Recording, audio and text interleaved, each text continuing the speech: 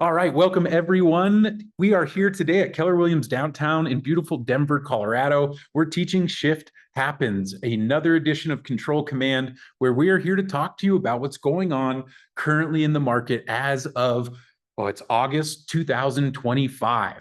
And this market has been difficult. This is something that I think a lot of agents are struggling with. And I say that especially because when I looked at the data for this office, we had about 180 listings active on the market last week.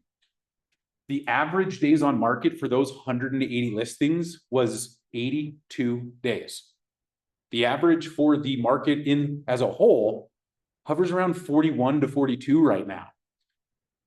Tells me that's a skill issue. We have an issue if we have that many properties staying on the market for that long. And so we put together Shift Happens. What to do when your listing isn't selling. And of course, I have to get through the TCPA. There's not much in here about contacts to clients in the TCPA way, but for safety's sake, I talk about it. If you have any questions about staying compliant with the TCPA, we have plenty of resources to help you go through with flow charts and explanations, do's and don'ts.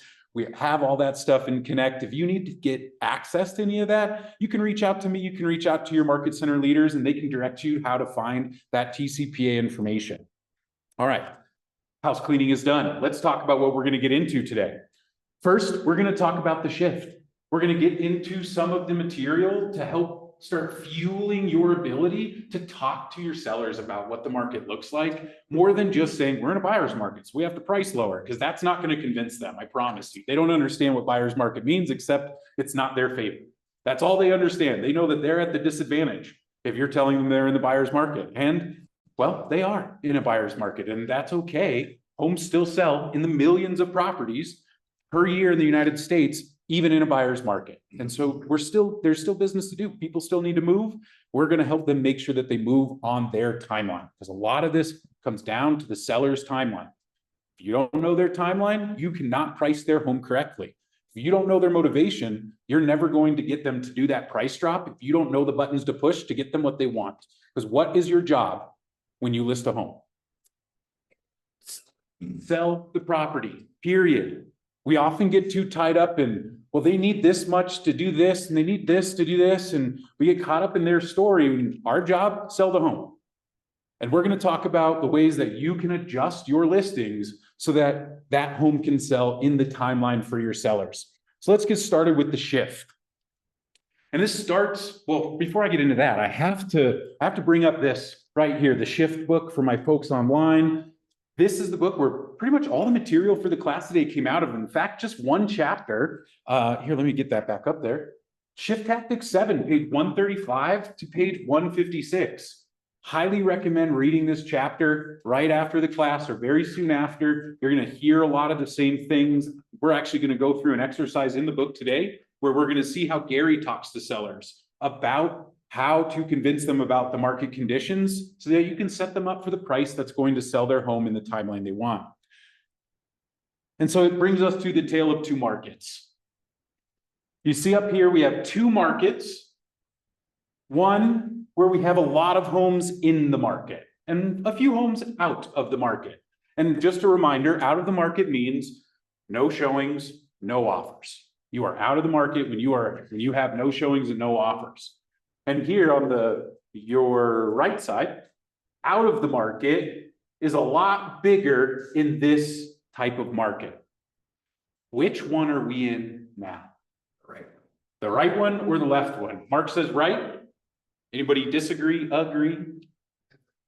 Agree. And is this a buyer's market or a seller's market? That is the buyer's market. And let's make sure that we're all on the same page here. Well, I got a couple of chats. Let me make sure I got everybody in here. What chapter, Patty? That was chapter 7, or Shift Tactics 7 is the chapter we're going through today. But let's take a look very closely. Let's put an example up here.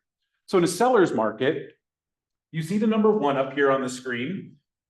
Let's look at one on our x-axis, condition and comps. A home that's all the way to the right is in great condition. And in a seller's market, we take that price, and because the condition is so nice, we list above the comparable properties. And in a seller's market, we're still in the market. Because what do we have to do in a seller's market if we're higher than everybody else? Wait. You just have to wait. That's it. The prices are going up generally in the seller's market. So we just wait, and generally they'll find themselves in the market. Let's look at a second example. Now this home is average in its comparable properties. Its condition is average. And so we price just below the comparable properties. We're right about at the properties, but we're just a little bit lower. And we see that one almost out of market, but it's still in there. But if we take those two properties and we enter them into the buyer's market, they are completely out of the market.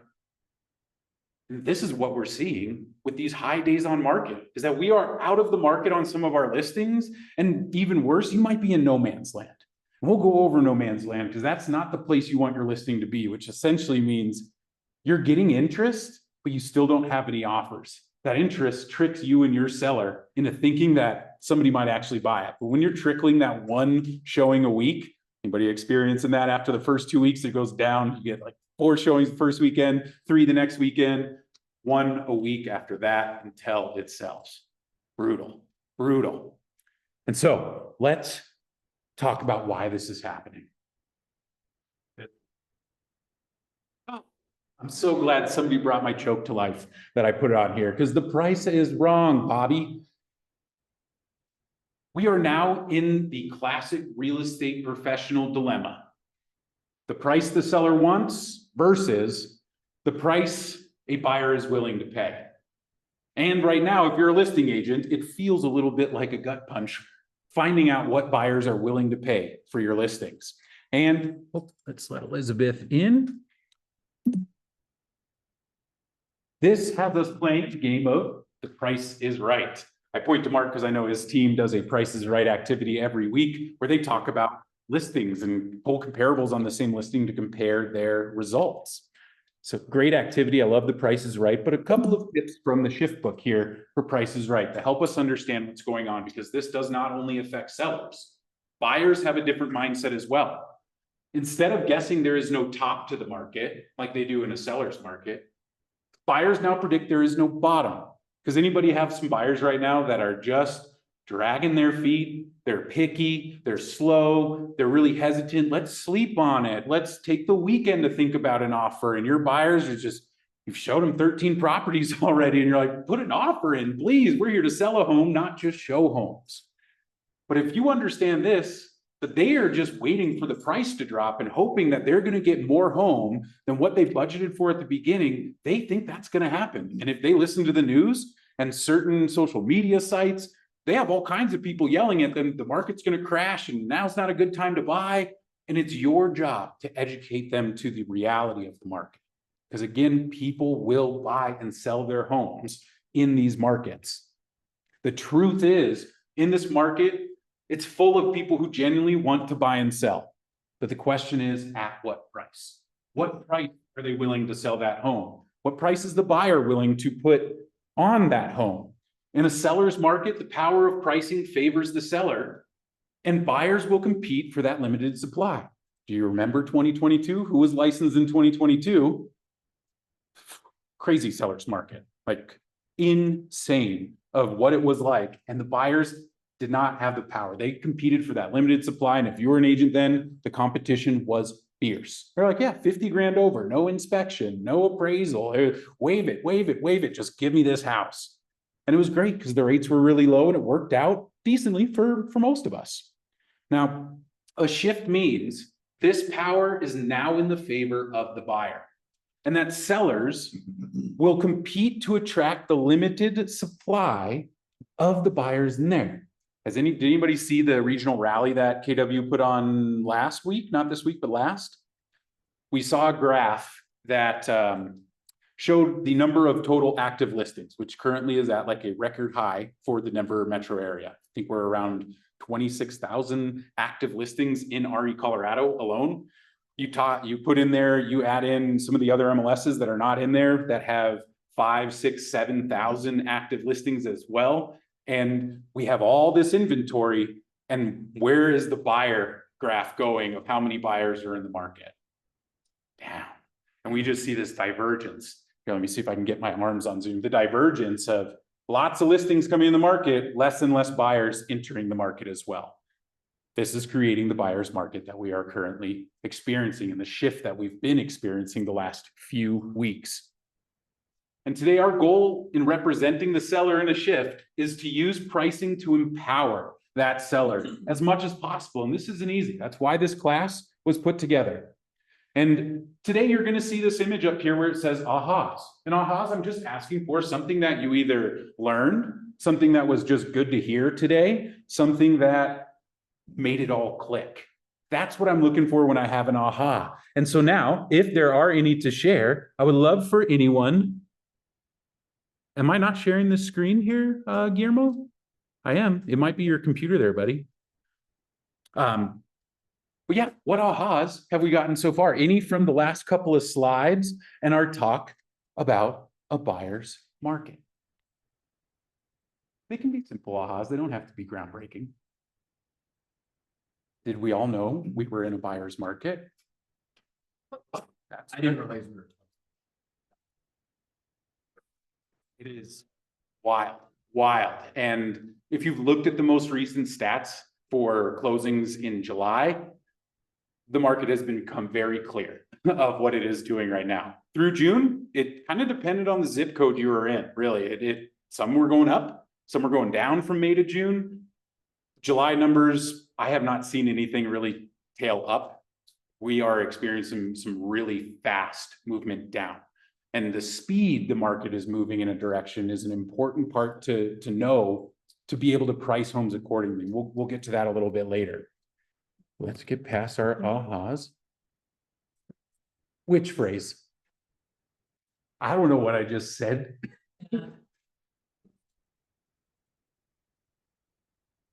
Yes. Yeah, the shift from July, we have seen a big shift down in price at a pretty significant slope. And we're going to look at these numbers in a little bit so you can record the actual graphs when we look at them. But there has been a big shift in July that we normally see in July. We thought it happened in April. Market went down, market went back up in June, and then boom, tanked in July. Not tanked, but you'll see the curve when we get there. It's changed. And that means our strategies have to change. So let's get to the first one. My listing is stuck. And everything that I show you today can be applied to a currently active listing or a listing that is coming soon, a listing that you have in the pipeline. All of these things are things you either want to consider before you go active, or if you're already active, these are the things that you need to bring up with your seller. Because really, there are only 3 levers that you can pull in these situations. And we'll find one of these levers is a really strong one. The other 2, they're hit or miss because it's very dependent on the seller's willingness to make changes. And so number 1, the first thing that we can address is condition, how the home is. And we'll get into some details about that. Number 2 is how the home is being marketed. And often I think agents, from the pressure of their sellers, think that you have to do more marketing when a home isn't selling.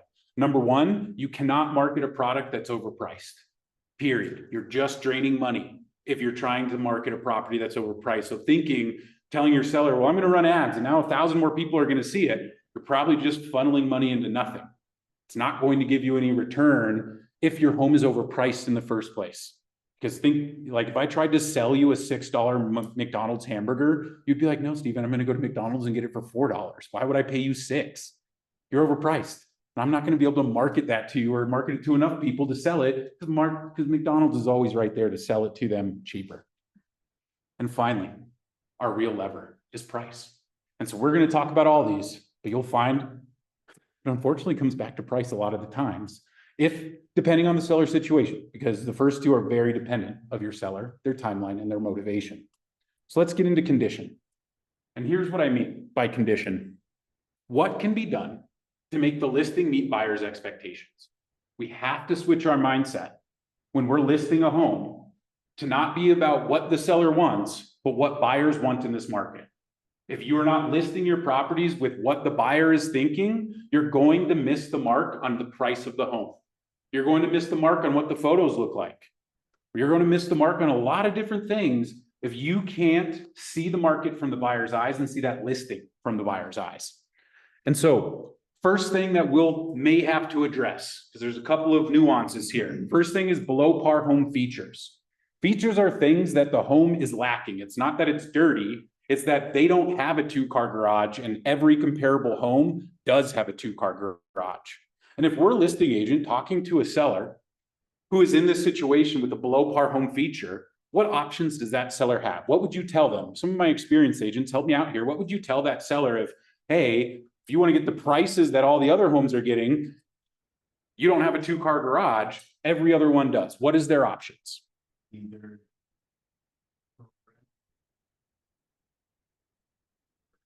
not condition, but feature. Conditions are next. Yeah.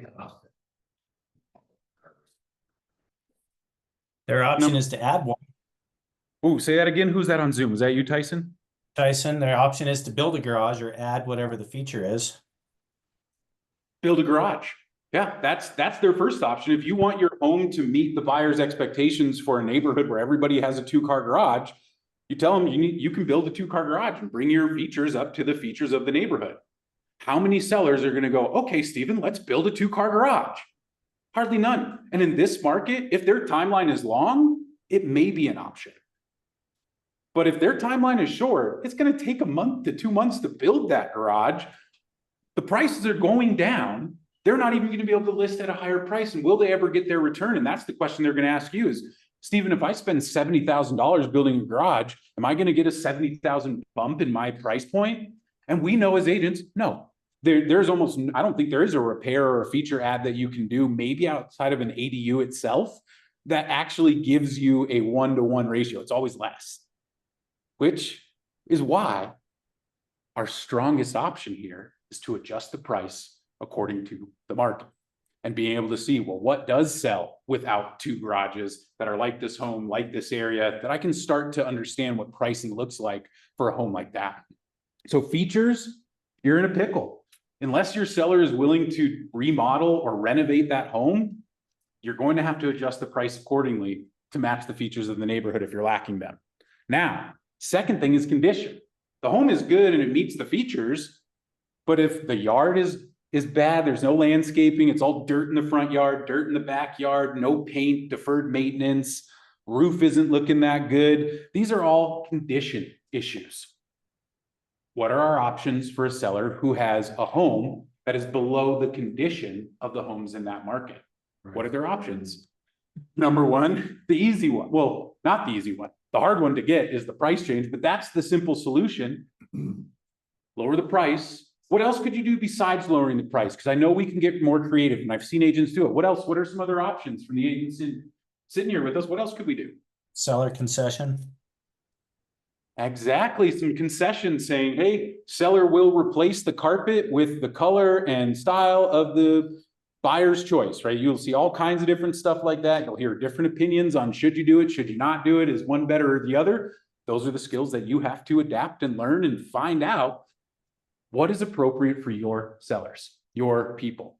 So condition, below par homes, condition is less.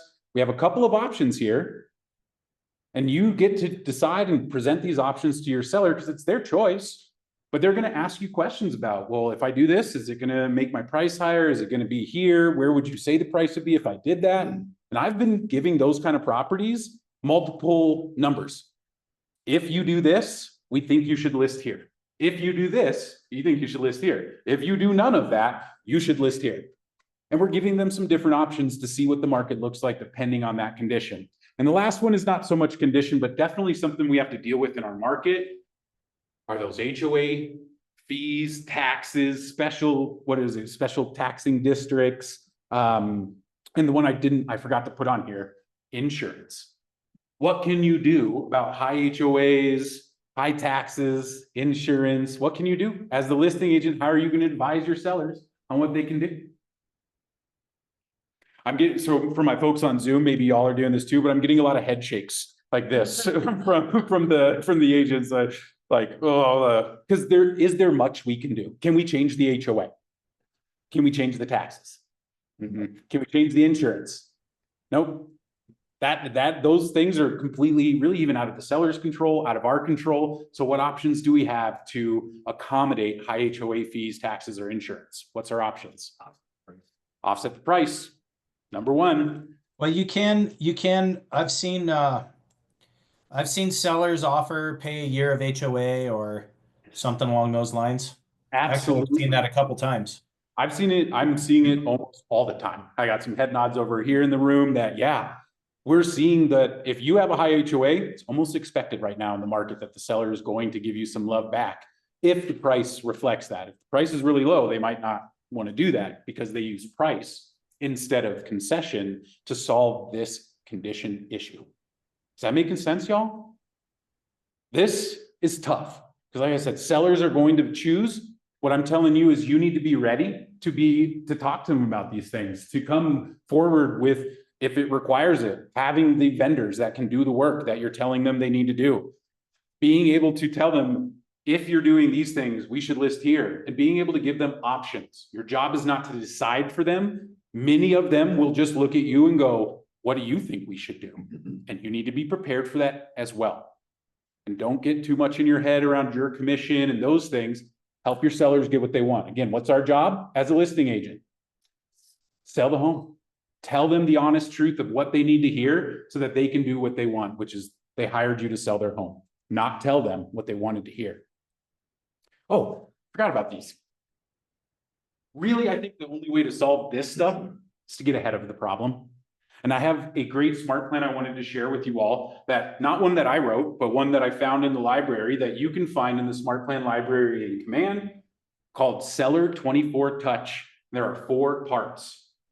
Here's why I love this email chain. The 4 parts are each a quarter long. So if you wanted a full year of seller touches there, somebody says, hey, we want to sell, but our kids aren't going to be out of school until the end of June next year. Great. I'm going to put you on a little drip plan, or I'm going to send you some emails to help you start thinking about what you might do to your home to prepare it to go to market. And every one of these emails, every 2 weeks, each email is a little thing like this first one. Home value hack, get your paint on. And it says, here's what happens when you paint your home and the advantage to this. And it gives them 3 painter vendors in the email to say, here's 3 great painters that we really love that you might want to check out if you're going to have somebody else do it. And then the next email, get your pre-inspection. And here's 2 to 3 inspectors and why you should maybe consider a pre-inspection. 2 weeks later, market on the move, just talking about the market. Number 3, or this one here, landscaping, and so on and so on. If you download these plans, they are not ready to go out. They have the guy who wrote these, his name is Brian, and you will send them Brian's name and phone number and address and all of his info if you don't come in and edit these. So you download them from the library, and then you can go in and edit them, add your vendors in, put your email and phone number and all of that information in. It takes a little time, but once you have it done, now when the seller says, hey, I want to do this, you go, great. And then you just add them to that smart plan, and you know you're going to hit them with an email every 2 weeks, which that's how you do your follow-up. You don't call them every 2 weeks, but after a month, if they're waiting 7 months to sell, I'm going to probably call them every other month, maybe once a month. And it's just, hey, did you see my email? Yeah. What are you guys thinking? Are you thinking about doing those improvements? Maybe getting a landscaper because you have dirt in your front yard. Are you going to fix that? And now you have a way to follow up with them after sending them some stuff. So get ahead of these problems. That is the best strategy if you are dealing with a listing that has some of these issues. Below par features, conditions aren't to par, or these HOA fees. The first 2, get ahead of them. Do your best to. It's not always going to work out, but be honest with your seller and just tell them the truth. Like, hey, HOAs are really high in this neighborhood. If we have time to be on the market, we might be able to go higher, but because of the HOA, I think we should list here. Here's some properties that show why this price makes sense. Here's where the market is going, of why we're below those even, because we're going to price ahead of the market. Speaking of the market, marketing is our next lever to pull. And there's four different pieces in here. Number 1, are you following a marketing plan? When you meet with that seller, are you handing them a plan that says, here's what your home is going to be marketed like? This is what's going to happen. It's going to go to Zillow. It's going to go here. I'm going to hold an open house. I'm going to do this. I'm going to do that. I'm going to do this. If you're not, please write your plan down or I've put in the resource pack for today 2 different plans that you can look at and adapt for yourself. One comes from one of the other leaders I work with at the other office. One comes from Ignite, which is KW's intro series. It's really long, but I pulled it out for you. But you have that available. There we go. Ignite and the close. That's the name of the other plan. But I'll share those with you at the end of class. Number 2, are buyers finding your listing and does it look good? Number 3, put more views on that listing. We have some ideas over here. These are not all the ideas to put more views on your listing. And number 4, how do the numbers, the showing numbers, compare in that area? And we have an amazing tool. I'm so excited to show you all this. It's inside of ShowingTime, which will actually tell us how many listings are getting showings in that area according to the price points of that area. And if you have not seen the targeted market report in ShowingTime, I got something cool for y'all in just a minute. We're going to go through it. But let's talk about some of these other ones first. Here are the 2 plans. You won't be surprised. They're pretty similar. It's like a lot of the things I already said, but you need to make your plan. I would not say copy and paste, but rip off and duplicate this. Take as much of the good stuff and then add your flavor in. This is a big one. This is actually one of the biggest issues I see in this market when people are priced right, but their home is stuck. It's still not moving. Is, are buyers finding your listing and does it look good?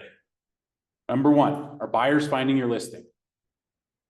Every time I'm listing a home right now, I'm going to a Zillow or Redfin, some third party, and doing the search like a buyer would for that home. And in fact, I have a great story for you around this ineffective marketing piece. And there's a golf green. Is that what they call them in golf? That's a green? Yeah. Thank you. I'm not a golfer. But you see the green there. And one of the agents I worked with, he listed a home right off of a golf course. Price was right. And they're like, why isn't it selling? We're not even getting any showings. There's 4 other listings. They're getting all these showings. We're not getting any of them. And so the agent decided, well, I'm going to go search for the property like a buyer would. And he searched for homes near golf course, the golf course that it was right on. His listing didn't show up. He goes, why is my listing not showing up? So he goes back into REcolorado and realizes he didn't check the little box that says it's next to a golf course. And so when people search for it, according to homes near X golf course, his listing wasn't coming up. No one's going to schedule a showing for a listing that's not showing up in those searches. They made that change in the MLS. We're under contract within a week. Ineffective marketing is not about your flyer looking good or better or worse. Yes, make nice flyers. Please don't put junk out there. But it usually comes down to something like this. Another agent listed a property as a condo instead of a townhome. Just made that wrong checkbox. Spent, I think, 2 months on the market incorrectly. Made that change, was under contract within 2 weeks. If your listing isn't moving, take a look at if it's showing up as if a buyer was searching for it. Go into a system, search for it like a buyer would. Search for it a couple different ways a buyer might. 2-bedroom, 2-bathroom townhome, 2-bedroom, 2-bathroom condo. You know, I know for my searches with my buyers, if they're looking for a town over condo, I usually check both boxes in their search because I know agents screwed up all the time and it's inaccurate all the time in the market or in the history, or it's not what you think. You're like, that looks like a townhome, but the legal description says it's a condo. And so that's something we have to deal with as agents, and you as buyers agents need to educate your buyers around that, because that could be, they could be missing listings because of those little tiny settings. So ineffective marketing, I don't want you to think about, oh, I have to revamp my flyers. Your flyers are most likely fine. What you need to make sure is that the listing is showing up the way buyers look for it. Now, this one isn't as big anymore, but it can hinder your listings, is restricting showings. Anybody have sellers that are like, I only want to show the home on Saturday from 1 o'clock to 1:15 and that's it? Anybody? Good. Because if you have a seller like that, you're going to need to convince them that that's not going to get them the price they want. And it's always coming back to their motivation and their timeline. If you want to sell your home for X, buy and get motivation, then we need to do more open showing windows. People don't buy homes sight unseen right now. Buyers markets don't generally do that. There's only one group of buyers that will put offers in sight unseen. Who's that group? Exactly. Investors are the only ones doing sight unseen offers right now.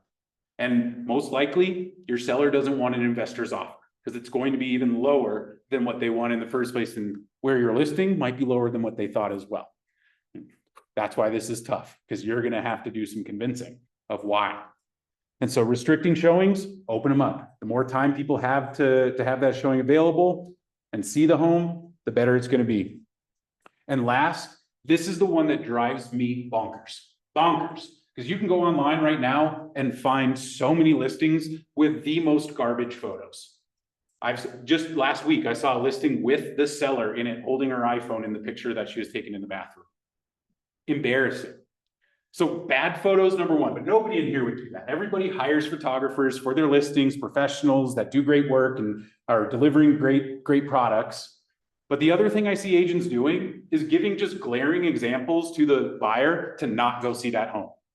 They're putting the picture in there of the backyard that's filled with dirt and no grass. And they're like, here's the backyard. We're going to put that.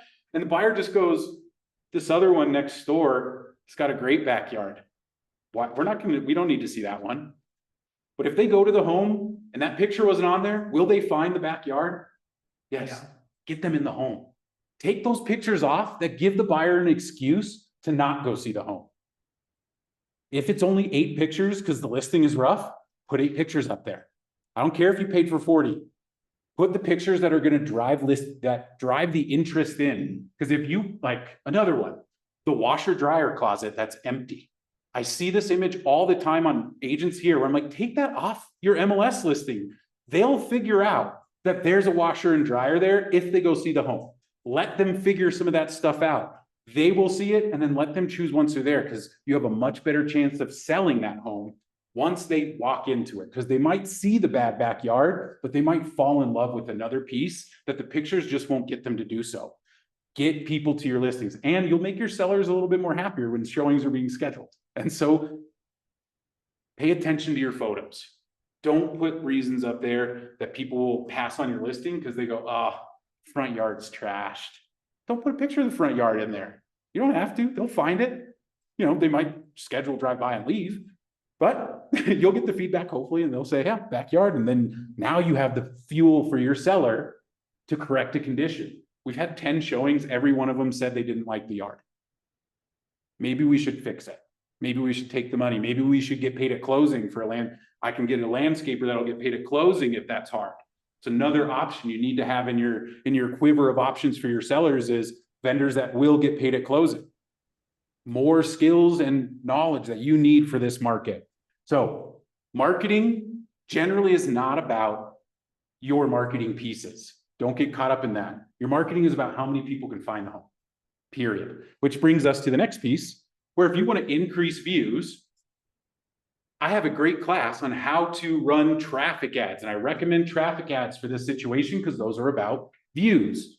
And you can run traffic ads on Google, TikTok, Instagram, Facebook, all through command. And there's no minimums. You can just run them. Google does have some minimums in some cases. But you can watch this video where I go through all of it. If you're interested in doing some traffic ads, you can also schedule a one-on-one with me if you'd like to sit down and build one of those ads together. I suggest 60 minutes if you're going to do that, but we can get everything going and have a listing up and running an ad for it. And for $100, I can put an additional 10,000 eyes on that listing. Now, if your listing is overpriced, the only reason you're doing this is to make your seller happy. And so that they can say, yes, we have more views. But when you have more views and no more showings, that joy of having more views deflates real quick in your seller's mind, because they know just as well as you do, they need to see the home to put an offer in. And so traffic ads are an option. I will tell you, this is only an option for very special properties that actually deserve the price that they're in, and there are no comparables for it. This is my luxury agents. That's when I'm going to market properties at a bigger level, and I would be running national ads if I had big luxury listings right now where there are no comparables. So you just have to price it appropriately to the best of your knowledge. And then that's when I'm running ads across the nation to bring in more views and more people, and I'm going to put it in there. But if I have a listing that's overpriced, I'm not putting an ad on there. I'm not spending $100, $200 to throw an ad out there if the home is overpriced, because it's not going to do anything but just pretend. It's going to give us hope and not real good hope. So a recommendation, I had to say command twice in this class by contract. So now we're done with that. Thank you. That was a joke, y'all. I don't have to say that.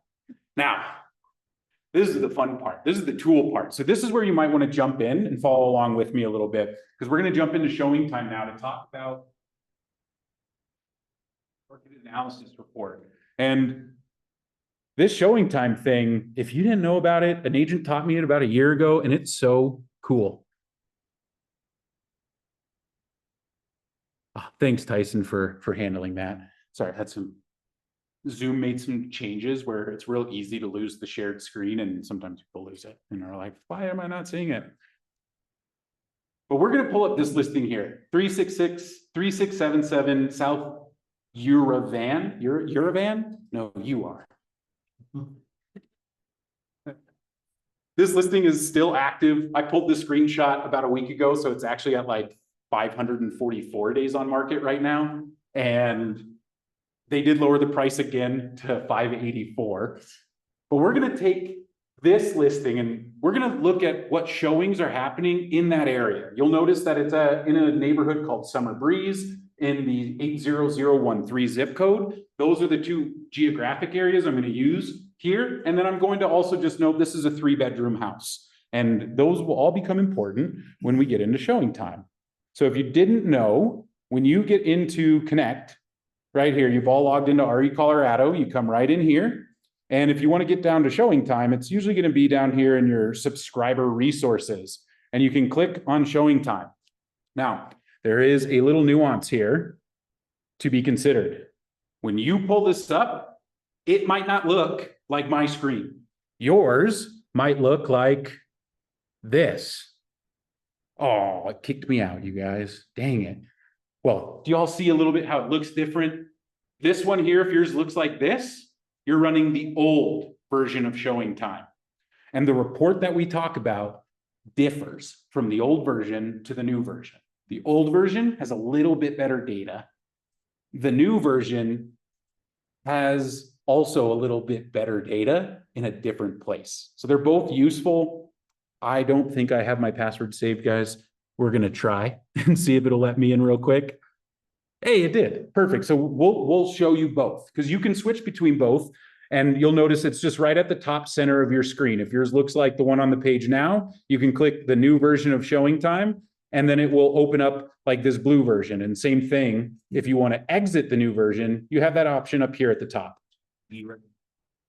I use the new one more often now, preferably, and I'll show you mainly why the new version has a really cool feature.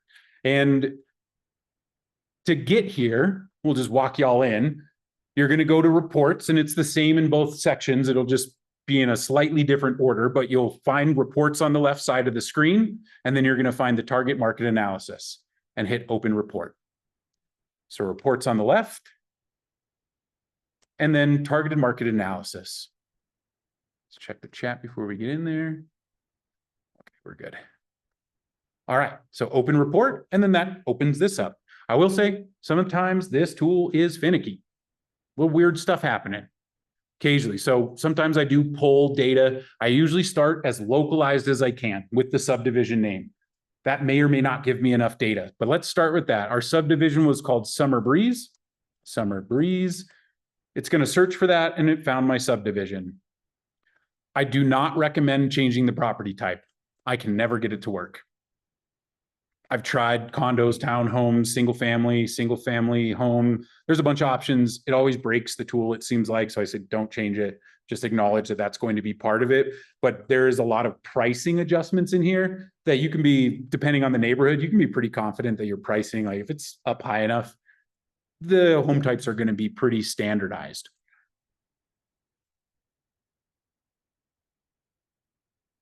That one you'd go under subdivision. So what she's saying is in this old version, instead of just having one location option, it has it broken up into these 3 options. So you can either put city, zip code, or or subdivision over here.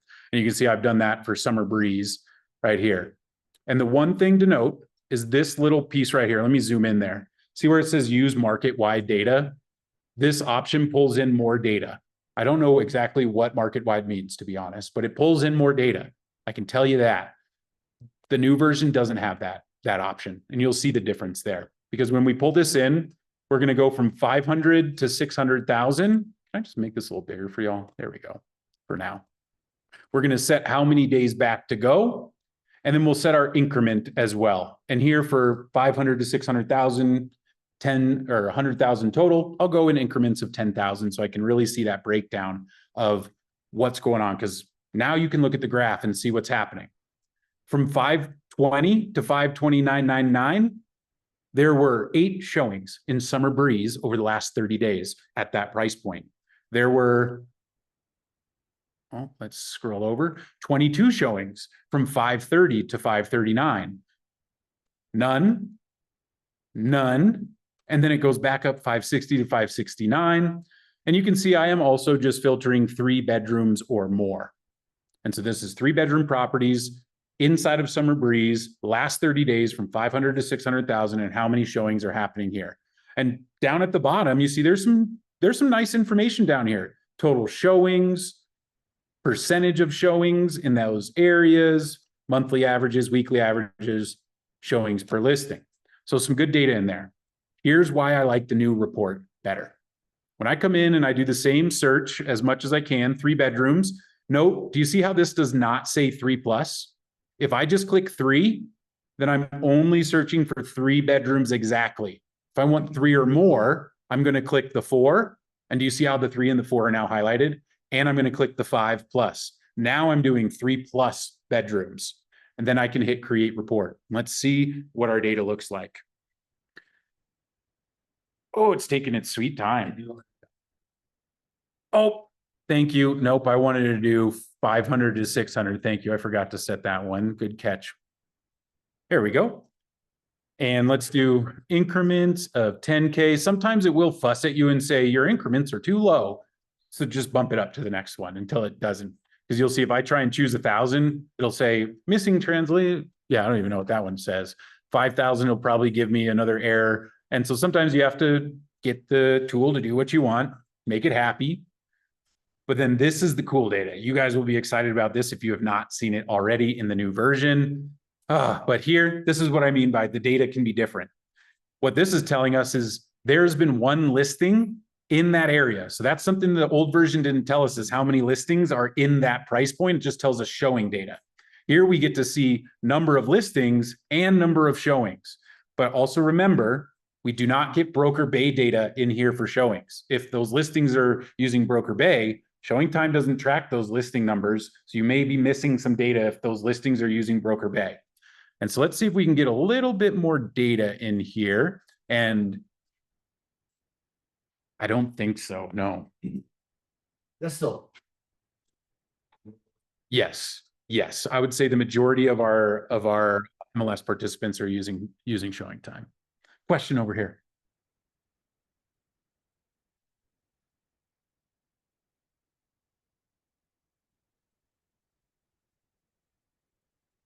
At those price points. Which is helpful data when you're trying to price a home or you're trying to show your seller why they're overpriced. Because if I can show them a graph like this, and if we're priced up here, like the listing that we're talking about is priced at 585 right now. And you can see this goes up to 600, but those other price points you see also at the lower end, we don't see 5 to 510 and 510 to 520. Why don't we see those? There's no showings happening in those. Exactly. Yes. This is the old version. Yes. And so in there, we're just seeing the listing data. We don't get, or excuse me, the showing data. We don't get the listing data like we do in the new ShowingTime report. But let me show you really why this data is good. But I got to get some data to show up here for us. Let's see if we can squeeze it a little bit. Hey, can I ask a question, Steven? No, you cannot. Of course you can. I just did Edgewater because that's kind of my area that I focus on. And it has new listings like you should, but in the buyer's agent column, it has 13 buyer's agents, total showings 27, and this is just in the 5 to 550 range. Average showings per listing 9. And then I can click on the 13 buyer's agents and it tells me who those buyer's agents are, which is pretty cool. Yeah, that's what I'm trying to show everybody. You're ruining my presentation. Oh dude. shit, sorry. That's what we're getting to. Dude. I don't know what your guys are, sorry. He comes into our office like he owns the place, starts teaching the class himself. Nope, asking questions, just getting ahead, sorry. But yes, I'm not sure what the question is yet, but what he's referring to is down here, when we get some showing data to show up, which what I'm going to show you, if this happens to me, I'm going to go bigger geographic. I'm going to see if I can get a little bit of information, which after the subdivision, the next way to go up is zip code 80013.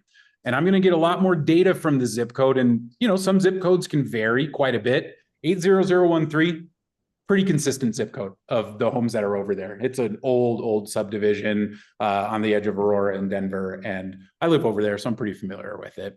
And this home is very overpriced. But now let's see if we do the same search, but now with the zip code, now let's see what the data it shows us, because this is the value. Now we can see it. Ah, there we go. So you can switch from total to average. When I scroll down, this is what Tyson was talking about, is down here where we see there's 28 listings from 5 to 525 and 107 different buyers agents showed that home in the last 30 or these homes in the last 30 days over a total of 155 showings. So they might be going back for more. They might be taking multiple clients to that listing. But when you click on buyers agents, this is the power of this new version. I get all their names of the agents that have shown homes in that price point in that area in the last 30 days. This is what I recommend over reverse prospecting email. Heck yeah, it's awesome. Call them, y'all. Say, hey, looks like you have a buyer looking in Summer Breeze or in 80013. Saw you did some showings there. Can I ask, why didn't you show 123 Main Street, your listing? Because this is the feedback you need to tell your sellers of why that buyer's agent didn't show your home over the ones that were comparable to theirs. This is powerful. It can be that, or you can ask them, is your buyer still in the market?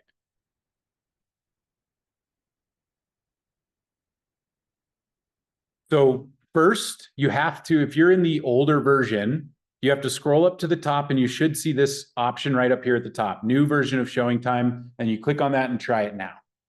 And then that will move you into the new version. And I think you can go into your settings and tell it what you want it to default to. I think that's what I did. But it's been a little bit of time since I have. But let me just show you this broken down into $10,000 price segments, because I think this is where I might actually use this graph. Because number one, I'm not pulling this data in front of my seller. I'm not pulling it up and doing this. I am preparing before I talk to the seller, where right now this home is at 580. Do you see how this graph is going to help me convince them to lower the price when we see 3 listings with 11 showings, but then we drop down to this home, when we pull the comps, you'll see is worth closer to 510, and look at what the showings look like for 3, 4, 5 plus bedroom homes in that area, 16 different listings priced at that range. And maybe we bring it down a little bit. Now we can maybe just say, just show me the 3-bedroom homes. And now we can get even more specific data. And I'm always kind of messing with my filters to see what the data looks like, to see what story I can tell, because statistics are about the story you can tell. And I don't care. You can give me any data set and I can tell whatever story I want, because I'm really good at stats. And you can get good at saying, well, here, you can see this even more. When we pull up just 3 bedrooms, there are no showings happening in the last 30 days for anything that has 3 bedrooms over 550. Right there, the seller, if I take this and I do a screenshot of this, right, I'm going to do one of these, do a little screenshot. This is what I will take to my meeting, or I might send them a text message. Hey, I need to call you, text them that image and say, we need to talk about this. Oh, I believe. Is there no print to PDF? Oh, there you go. Yeah. No PDF up here at the top. I'm just a screenshotter because it's quick and easy. And I don't know with the download PDF what all the rest of it looks like. Sometimes ShowingTime, I know, and REcolorado will throw your info in if you've set that up, but we'll see what it does when we download it. Let's see. Oh, yeah. See, puts my, well, it looks like I don't have a picture in there. So that tells me, oh, better get a picture in there if you're going to use this. Make sure so you just go straight into ShowingTime right off of this page on your Connect page. When you sign into REcolorado, scroll down to subscriber resources and then click right into ShowingTime. Pretty cool, right? This is helpful to know when you're overpriced. This is helpful to look at before you price, because if this agent that priced this home, right, Eurovan, if this agent would have seen this graph, oh, where's the one that we just pulled up? This one here, I think it would have been pretty clear that the price is too high. And I'm hoping this agent isn't the one choosing the price, because they don't have the skills to persuade the seller, because they're doing $10,000 price drops where they've been 100 grand over the market pretty much the whole time. Reports, yep, reports, and then target market analysis is the report you want. Oh, this is money, right? Like being able to see all these agents or just talk to them because they have a buyer in the market. If you need to see your listing from the eyes of the buyer, talk to their agent. You have agents that have shown homes in that area. They have an interested buyer in that area, and you have their name, phone number, and email to connect with them so that you can try it. When your seller's like, what are you doing to sell my home? Well, I called 60 agents yesterday who have buyers looking in the area to see if we can get them into the home. That's something they want to hear. When you have a listing stuck, that's the activity that you can do. And I'd recommend that 100 times over running an ad for $100, because the ad will run, you'll get the views, but you won't get as much traction and actual results. If you are communicating with this group of people, this is a much higher ROI for your time. Danny, you had a comment or question? And again, same thing. If I don't get enough data, I might expand my time length so I can talk about 60 days instead of 30. If I have enough data in 30, I want to use 30. Use the most recent data that you can. But if we see, like we kind of started with when there was just a blank graph and a bunch of NAs, well, I need to expand my search a little bit so I can get data that's going to help me make these decisions. Because once I get to this graph, it's clear where we should be. We have a ceiling at the very least. We now know that home can't be above 550, and they're still at 585. The home's stuck. Like that poor family. I hope they don't need to move. What? I mean, they're right. Like, this is probably a unique situation. No.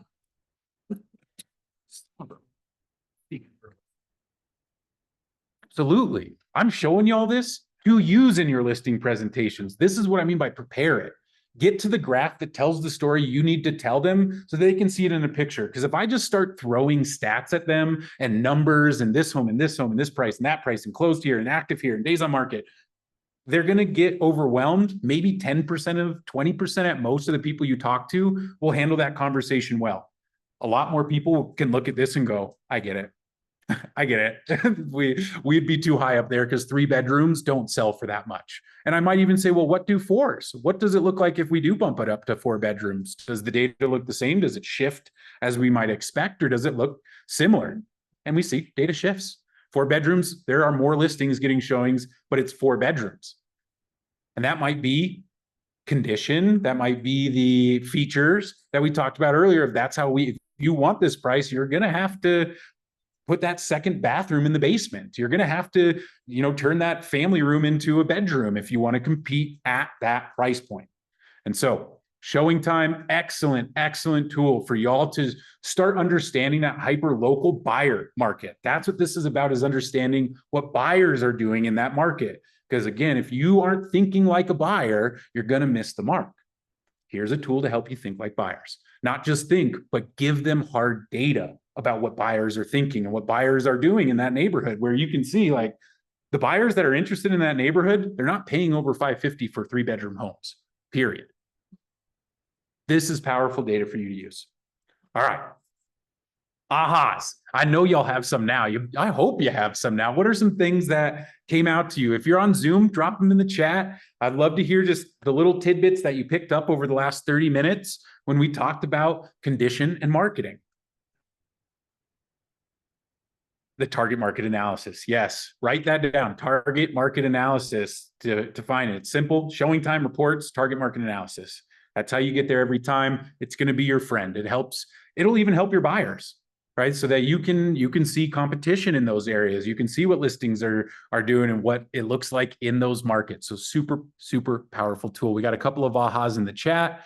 We got Elizabeth says, love the ShowingTime stats. Yep. The report is the new version of ShowingTime.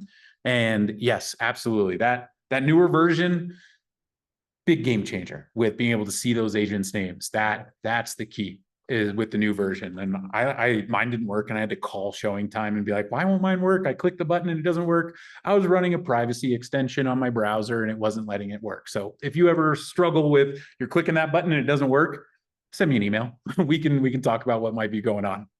Any other ahas before we get to the real stuff?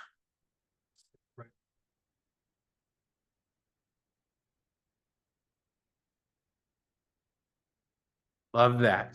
Set the expectations with the seller, right? And then what was the second one? Yeah, prospect off of those buyer's agents. Way more powerful list than reverse prospecting. Similar data, but remember, reverse prospecting is saying these are agents that have your home in a search of their clients. Doesn't mean they showed it, doesn't mean they're interested in that home, but when they're showing homes in your neighborhood, that's a powerful list. Those are active buyers in the market, guaranteed options for your seller. Coming soon.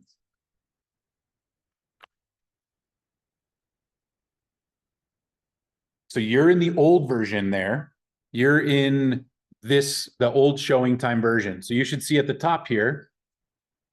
Yep, try it now. And then you should switch right into the new version, which when you pull the same filters, you'll see at the bottom, it will switch over to this way, where all you do is just click on the hyperlink there of the number, and that gives you the list. And you can even download the list, right? So you don't even have to do it from here. You can hit download, and then now you can throw it into your dialer. You can put it into your CRM. I don't recommend putting it into your CRM, but I like to call off of a piece of paper. So I'd download it, print it, and then I would just be making my calls and my notes on the piece of paper to move forward with it, who I talked to, who I didn't talk to. And email, right? Like that's another easy way, is send them the email and then make the phone call. Hey, I just sent you an email about so-and-so property. Did you see it? Oh, you didn't? Great. Well, I'm just calling to see. And then you go into your spiel about what you're talking about. So emails are a great excuse, because no one's going to read them. I mean, I know y'all don't read the ShowingTime announcement emails. Y'all don't read the reverse prospecting emails. So they're not going to read it, but it's your excuse to call them and say, hey, I sent you an email about this property. Did you see it? Oh, no, that's fine. Let me just, and then you get into your spiel, right? So gives you an excuse to call. That's about as much value I feel like the email gives to agents in this market, because y'all ignore those emails so often. And I do too. I'll be honest, I do too. Okay. Let's get back in it. So my listing is stuck. We've talked about condition. Not an easy problem to solve. What's our best lever to pull with condition? What is it, Danny? Price accordingly. Marketing. Make sure you're looking for your listing like a buyer will, and make sure those photos are attracting buyers and not detracting buyers, because you're removing that listing as an option with that ugly photo, with the freaking clothes on the bed, the kids' toys on the floor, the dirty dishes in the sink. Like, y'all, I see it every day on new listings, and you got to be better. What was that?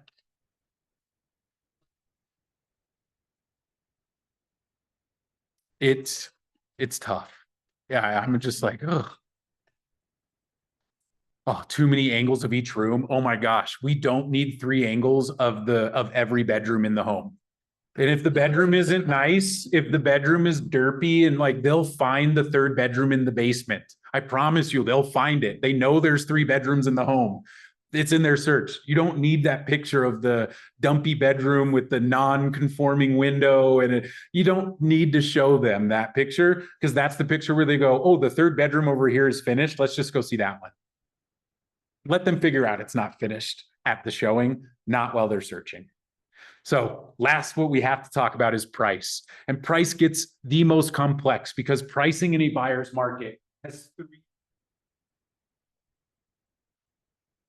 Number 1 is the art of persuasion. And this is your conversations with sellers in getting them to accept the price that you talk about with them and getting them to buy into the market we're in to sell according to their timeline.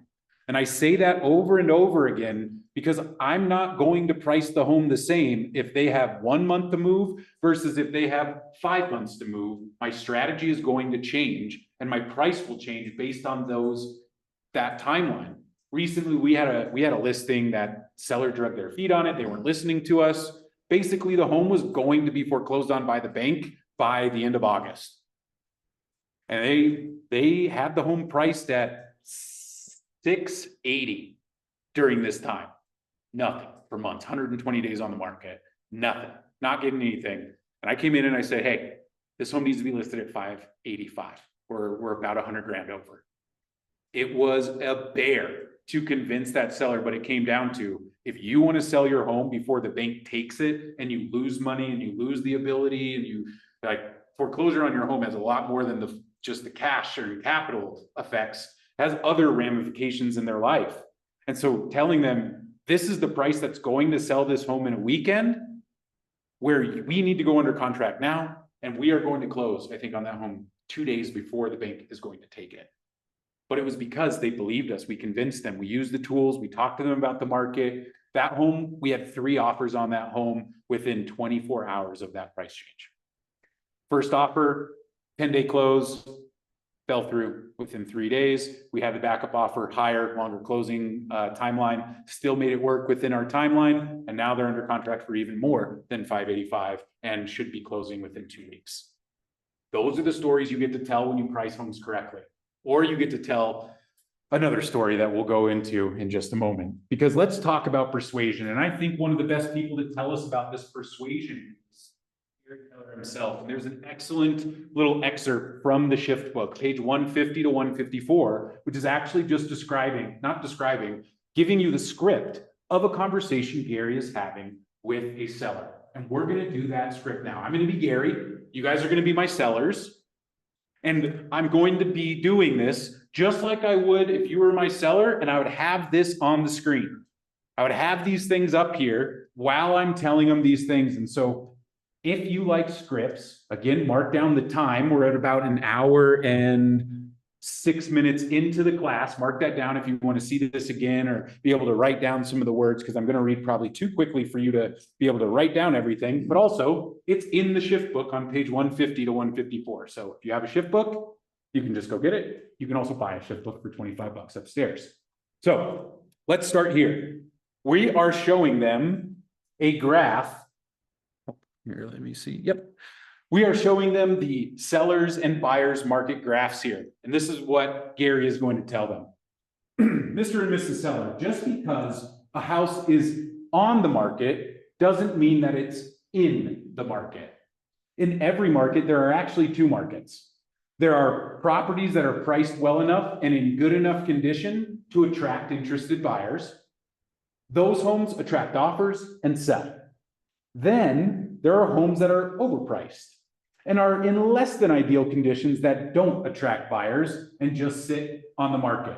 So if you look at this graph, we point to the buyer's market graph.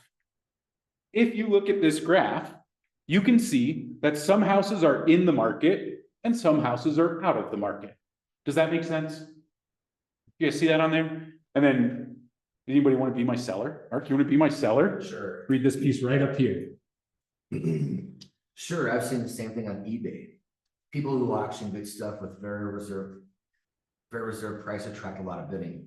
Others try to pawn something off with utmost reserve, and they don't get any kind of bids at all. Anybody know that? Anybody do eBay? Somebody puts up like a pair of Nikes on there and they put the reserve price at like $700. They get none. They get no bids. Somebody goes and puts those Nikes on there for $250 reserve and they get 100 bids and sell for $700, right? That is what that seller is talking about there. You're going, oh, that makes sense. I've experienced that. Oh, wrong book. I've experienced that. And so Gary then says, now, when we are in a seller's market, now I'm pointing at this graph. When we are in a seller's market, we saw a lot of multiple offers, and it wasn't so much whether a home would sell, It was a question of how long it would take and how much it would sell for. As you can see, all the homes were in the market. And they go, okay, yeah, I understand. What does it mean to me today? That's what the seller wants to know is, what does all this mean to me today?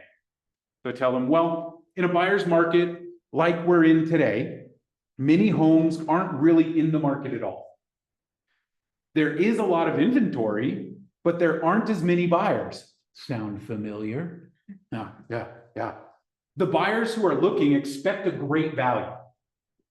Can we confirm that with our buyers that we're working with right now? They expect great value, a good home at a good price. And with all the competition for their attention, they have a lot of choices. They start to be really picky. All right, sound familiar? Yeah. And then now we go back to the buyer's market graph.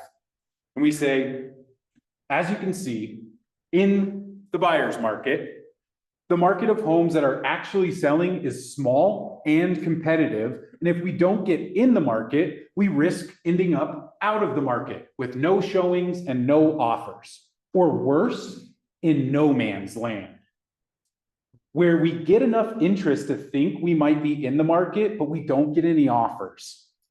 We need to price ahead of the market. Write that sentence down. We need to price ahead of the market. Let's make the market instead of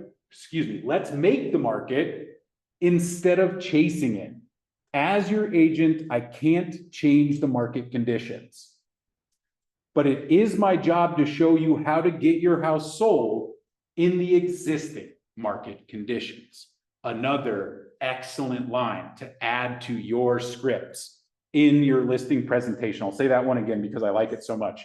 As your agent, I can't change the market conditions. And that is 100% true. Sellers will think that you can change the market. They think that, oh, if you just market it right, we can sell an overpriced listing. Not in this market. In a seller's market, yeah, let's try.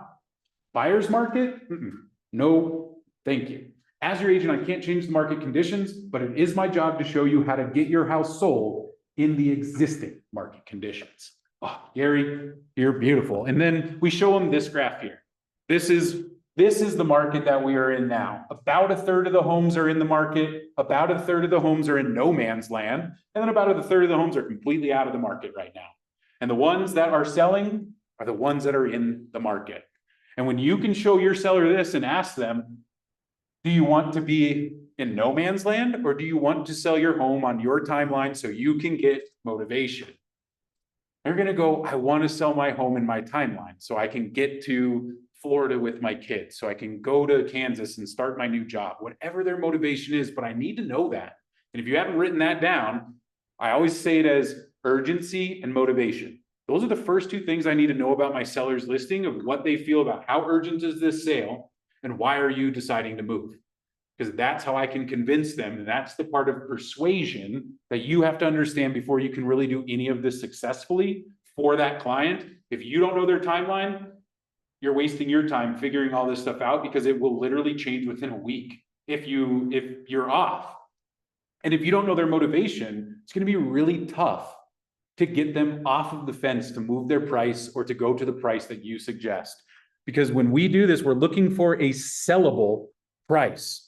And here's one of my favorite graphs for you to add to your listing presentation. And as well, all the graphs you've seen so far and the one on the screen are in the resource pack in their own PDFs, so that you can grab them and put them into your listing presentation, do a screenshot, or however you want to get them in there. But they're all in there for you to build into your listing presentation. And you'll see why this one's kind of confusing looking when you first look at it, right? At least when I look at it, it makes my eyes spin a little bit. So I had to add some color so that it makes it a little easier to explain. And you might just do this with a highlighter in front of them on a piece of paper showing them this.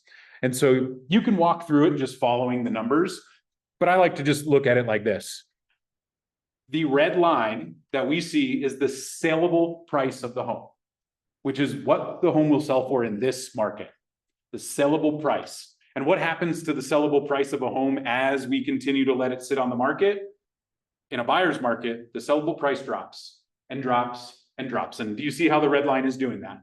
Okay, that's the easy one. That's what the home should sell for on the timeline. Next, this green line represents interested buyers.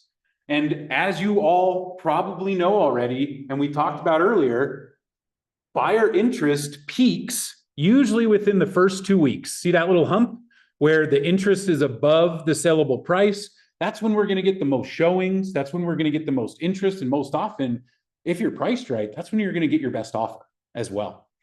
Because you'll find in a buyer's market, the offer you get today is almost always the best offer you're going to get. Waiting and saying, let's see if something higher comes in, that is a gamble in a buyer's market. And you need to convince your seller of that, because when it comes in low, because they wanted to price high and they're like, oh, we got an offer, right, where I told you to list. And they go, well, let's wait and see if something higher comes in. Yeah. But I will say, it is your job to get the price higher. It is your job that when the offer comes in, to call that agent back and go, hey, thanks for the offer. We really appreciate it, but I don't know if this is going to work. They're really tight. Like, can you guys come up? And it is your job to bring those offers up. And that question, you'll be surprised. A lot of buyer's agents just go, give me a minute. Call you back in 5. Hey, they'll do 10 more. Will that get it? Submit the offer. Let's talk about it. Send over another one. And then now I just got an extra 10K for my seller. But you got to put in that legwork, and you got to tell them that you're going to, and it's going to make them feel a little bit better about pricing at the point that you want. And at least if you get an at market offer or at list price offer, you get to be awesome because you're right? And you're like, yep, see, here's the offer. And if it comes in over, if you get multiple, and then you do your job to negotiate those offers up with the other agents, that's how you start getting to those price points and making your sellers happier than they've ever been. And so, same thing with the sellable price. The interest is going to decline, and it declines faster, really fast. And then here's that seller that decided to overprice. And they said, well, we're going to just price up here, and they waited.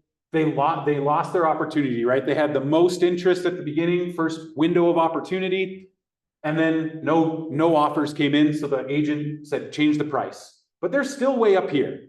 And they're chasing the market down. Change the price, change the price, change the price, until they've now chased the market down. And number 7 here is the point that you need to talk about with your sellers. When we are overpriced in a buyer's market, this difference gets bigger and bigger the more of a buyer's market we're in. The difference between the saleable price, where if we would have listed here, it would have sold here. But because we decided to wait, that sellable price is going down every day in our market, really. Every week guaranteed, it's going down. And if we're chasing it, it just takes longer and longer until the interest goes, oh, you're still up here. We'll put in a lowball offer. And then it actually goes under contract because the seller's tired of waiting, or their timeline dictates we have to take this offer. No one wants to be in that situation. Convince your sellers not to be. Too often, we see this is what's happening. People are chasing the market down. And I'll show you some stats a little bit later about what's really going on here. By later, I mean right now, sorry. So I pulled all the closings in REcolorado this year. It's a pain in the butt, but I did it. Pulled all the closings, and I took all those closing data, and I said, okay, out of all the closings, show me the ones that had a price drop. 38% of the listings that closed by June had a price drop. Those homes sold for 94% of their original list price and spent 90 days on the market on average. Not good. 62% of the listings that closed did not have a price drop, sold for 99.5% of the original list price, and spent an average of 20 days on market. This data should be screaming at you how to talk to your sellers. The importance of pricing your home correctly up front and not chasing the market. Because you chase the market, you lose money, you lose time. When you set the market or make the market, you're selling for more money than you would before. And this is very in line with the averages overall in the market. And you're on the market for a lot less, which I know none of us want our listings on the market for any more time than they need to be. We want to get that home sold because none of us get paid until it sells. So get that home sold. Price it up front ahead of the market. Because then this comes into the science and skill of pricing homes in the market, because persuading your sellers that yes, we are in a buyer's market, That is the first task. That's the art. You should practice it. You should practice with your colleagues. It is not easy to have these conversations if you've never had them before. I have talked about math and stats and graphs professionally for over a decade. I'm pretty comfortable with this stuff.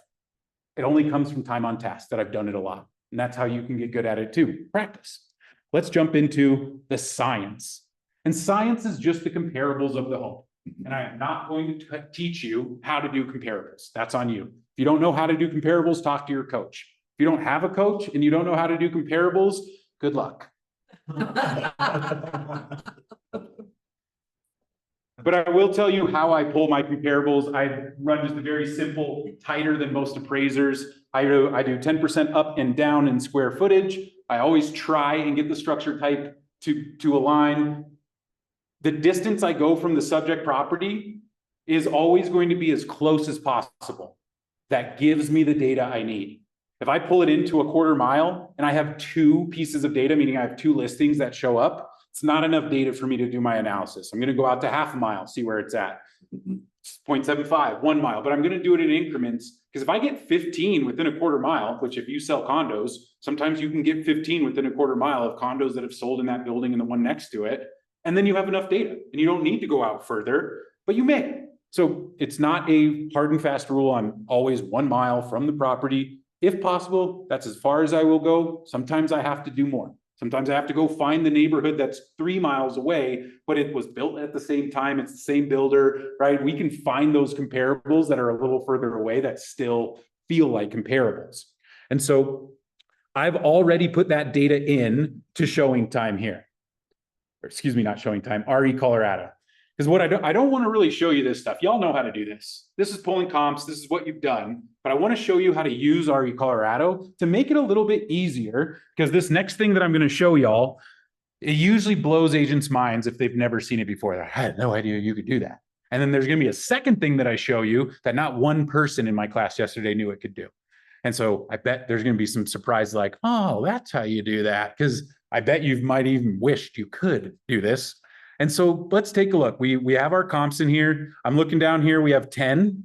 Notice I've been doing this as well.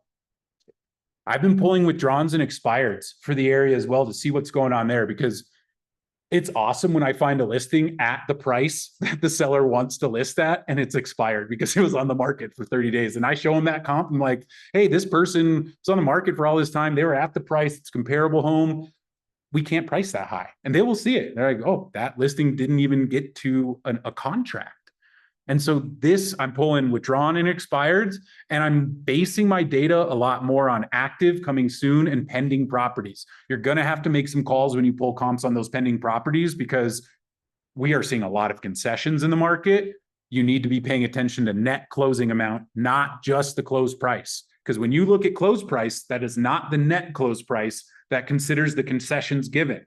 And I've seen examples where I can see the property somebody listed another one at for the comp because it closed a couple months ago. They listed it 10 grand right below that other closing. What they didn't do was scroll to the bottom of the listing that closed. And down here, you'll see the net close price. There was a $48,000 concession on that home. That other agent didn't see it, and that home is still, they've, I think, taken 3 price drops since then, and they're chasing the market down still. It's so important, y'all, to get this up front. But let's talk REcolorado. So we have our results page, and this is what I want to show you. It's normally going to default to this single line display. Right? This is helpful. Some of you might even use the hot sheet display. I like the hot sheet for comparables because it includes the list date in there, has some other information. But the first thing I want to show you is you can customize these. So if you go to your single line, if you want to add in something like the closing date for these the one closed property in here, I'm going to click on that header to open up this box, and then I can hit insert column, and then let's search for days. For days in MLS. Let's add that in. All right, let's add in the close date. Same thing, I click here, insert column. I'm going to put in the close date. And, you know, it'd be nice if I could just see those net closing prices as well. And guess what? we can insert a column that is the net closing price. So I can see, oh, this listing that closed at the bottom, close price 543, net close price 527. Now I can see all that data in this view instead of having to look at it one at a time. Because if you don't put it in the table view, you have to open up each listing, scroll to the bottom, see the net price, and then do your calculation from there. Not unless you do the next step. Because he had a great question. Mark asked, can we save this? Or do I have to go in there and add the columns every time I pull my comps? And the answer is yes, we can save it. You would never guess how. It is not obvious. It doesn't even make sense really, but it does work. So what you do is once you add your columns in, so I suggest days on market, net close price, close date. And sometimes I'll just show you mine that I've saved. And you can see mine I called it single line for comps. And then I just pull this up every time. Listing contract date, I like to know that. Close date, so I can kind of see the difference between those. Days in MLS helps me, because I see this one down at the bottom. 2 days in the MLS, sold for 525 net. That's a good comp for me if I have if my home is like that. And remember, we're looking at that home that we looked at before. These are comps for this home. Where'd it go? This guy right here, Van. They're at 585 right now. And we have a comp very clearly showing us if you don't want to be on the market, it sold for 525. And that happened a month ago. So we got to be lower than that because the market has come down since then. Now I have a ceiling for my price to tell my sellers. And then I'm going to do some more calculations in the next part of the class to figure out how much lower I should be going. And I'll be honest, I wish it was as easy as just saying, take off 4%. Market move 4%, take off 4%. That'd be easy. It's not that easy. It's more nuanced. You're going to have to make decisions. This is where their timeline, once again, will come into play around how aggressive to be. Because 4% doesn't sound like much, but on a $600,000 listing, it's $25,000. And that doesn't compute sometimes in our heads as 4% being that much money. Did I do the math right? Maybe I didn't. I don't know. Did you guys know when you come up here to teach a class, your IQ drops by on average of like 10%? Yeah, it's an amazing phenomenon. It's happened to me my whole life. All right. Yes, it does. It does. I'm nearly stupid now. So I'm going to show you guys how to save it now. So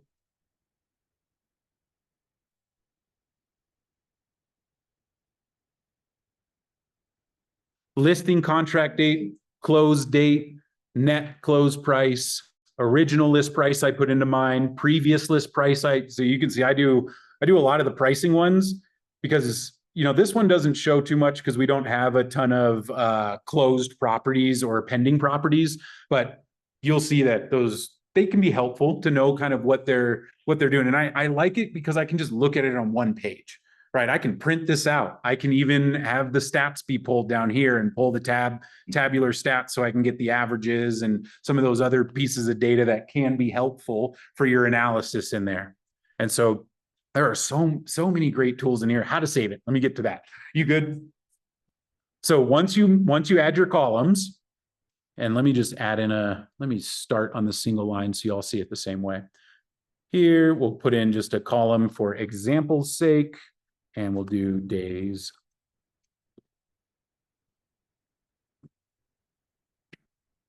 You already have it in there? Yeah. And so we're not going to change it. We're going to hit manage displays.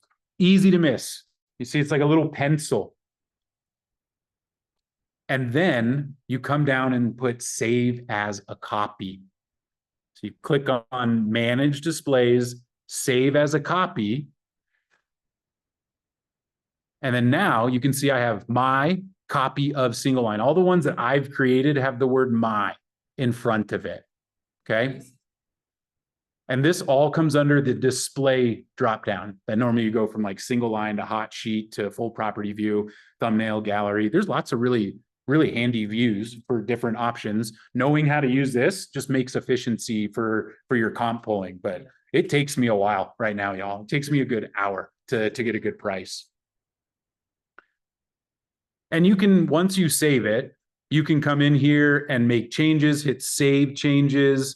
You can just, this is where you change the name of it right in here. And I just got back in here is by clicking on manage displays. Again, so if I don't want it to say copy of single line, I can make it KW downtown example, and then save changes. And then now I have my KW example as my saved display. Pretty handy, right? Right. This is like, I'm a nerd, so I've learned a lot of this stuff from being an agent. I am an agent still, and use these tools. I also highly recommend the training from REcolorado. I learned this stuff by going to those trainings. The ones that pop up when you log in and you smash the X button because you just want to go schedule that showing. Those trainings are how I learned a lot of this stuff.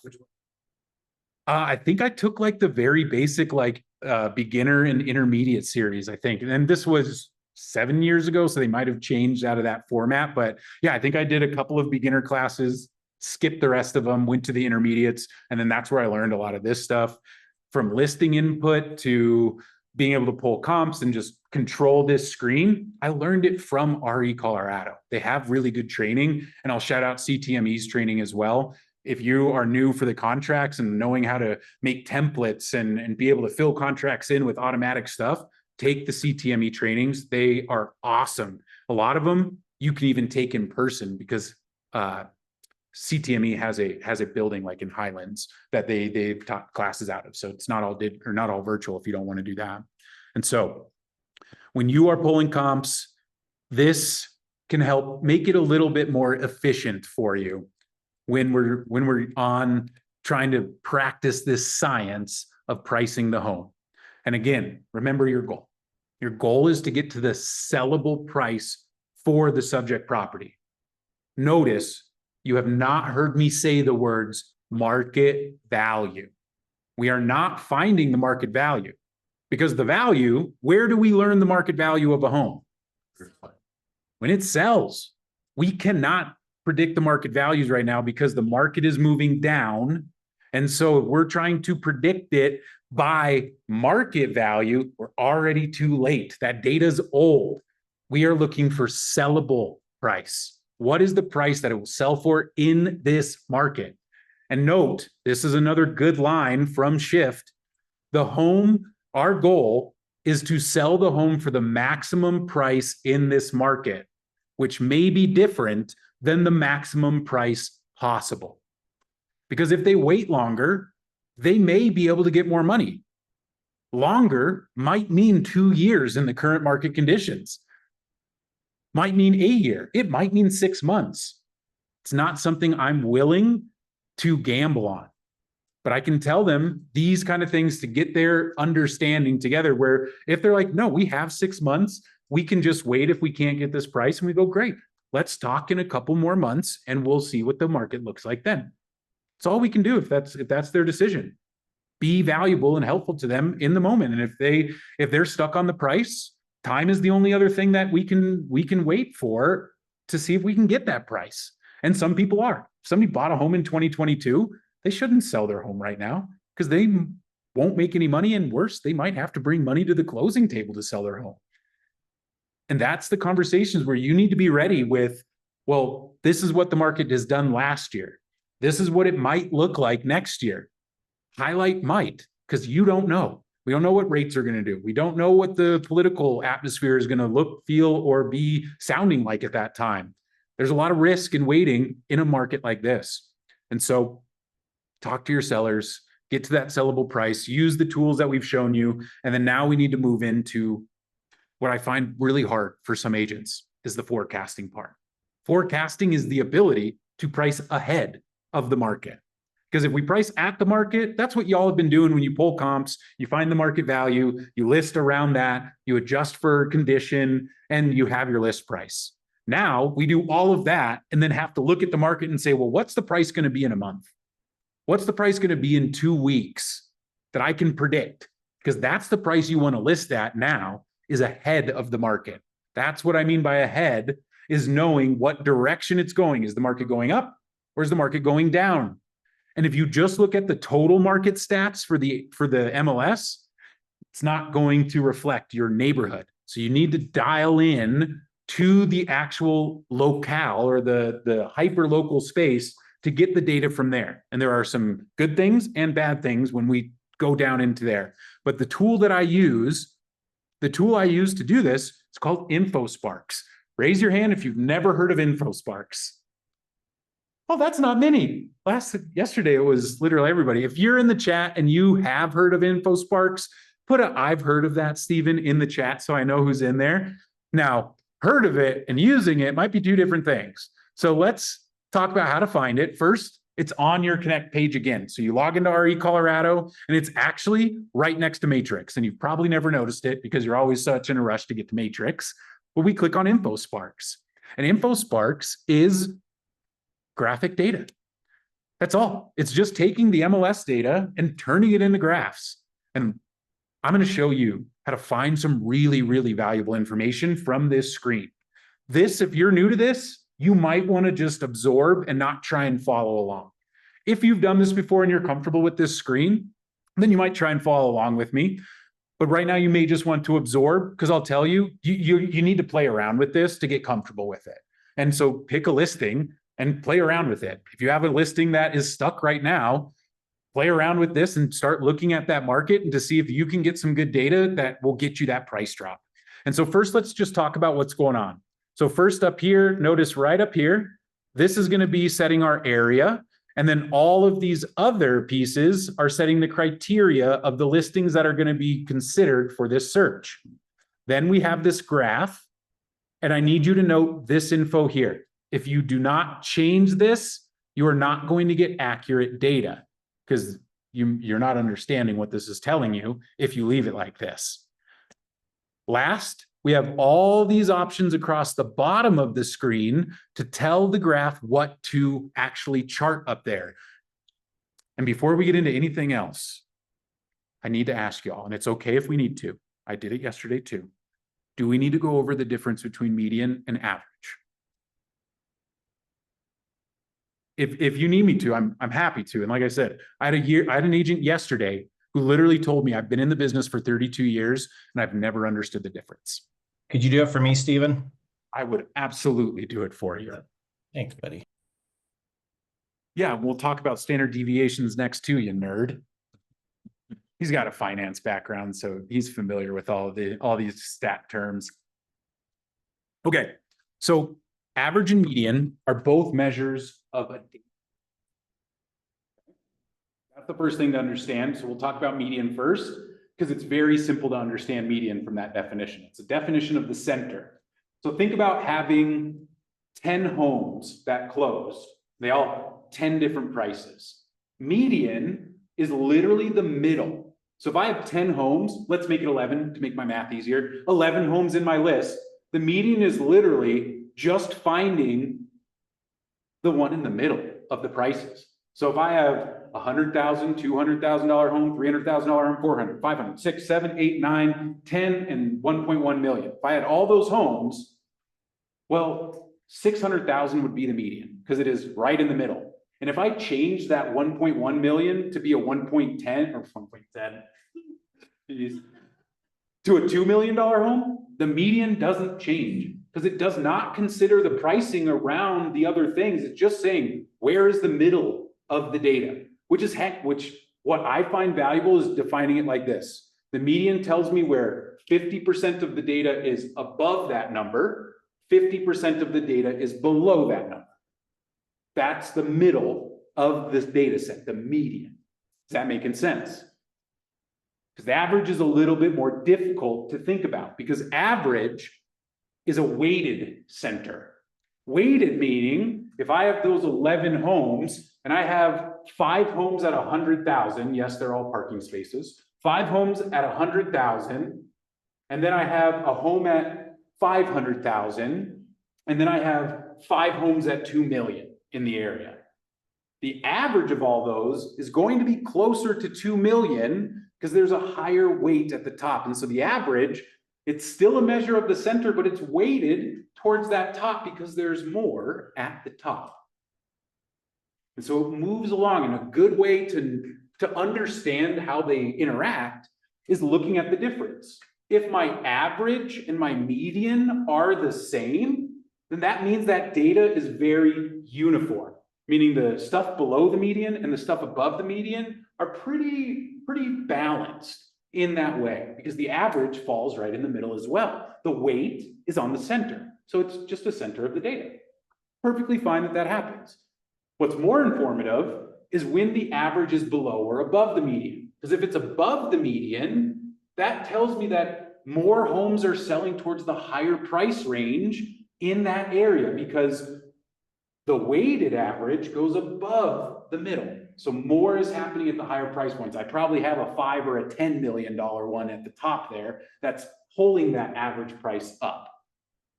I was just gonna say, so either that's indicative of something that's relevant to you in the market, or your average is skewed by an outlier that shouldn't be included in your comps. Yes. He's the left average.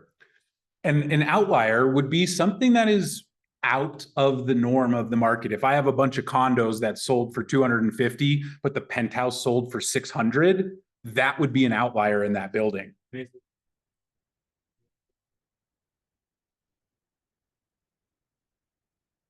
And it's okay to remove an outlier and then redo your analysis and say, I'm not going to consider that one because it's an outlier. That's perfectly fine. The other thing to consider is number of data points. The average of 2 properties is not informative, because if one property sold for 250 and one sold for $1 million and it averages to 650, and I'm looking at 650 as the average price, I'm going, oh, 650 is the average price, we should be around there. No, you shouldn't be. So it is nuanced, but you don't have to do the calculations, y'all. The graph is going to show us the information that we need. So let's pull the InfoSparks data for our Eurovan listing. And here, same thing. You can come up here and you have some different ways to search: city, county, zip code, association. This is realtor associations. So you can search like DMAR, the 11 county DMAR association. You can search some other ones. I don't use those very much. I usually am searching by zip code because it gives me the area that I want. And we'll do that now, 80013.